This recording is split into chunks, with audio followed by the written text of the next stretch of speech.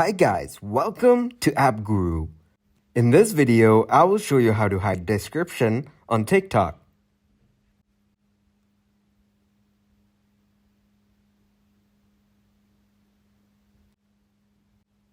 First, open your TikTok app and then go to Profile.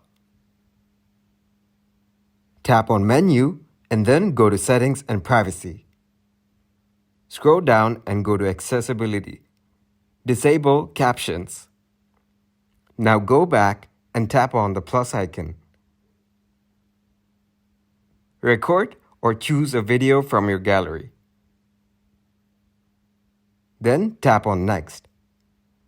Go to More Options.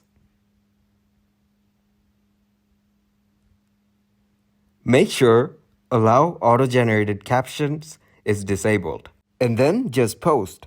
That's it. Thanks for watching, and if you liked the video, leave a like, share, and subscribe.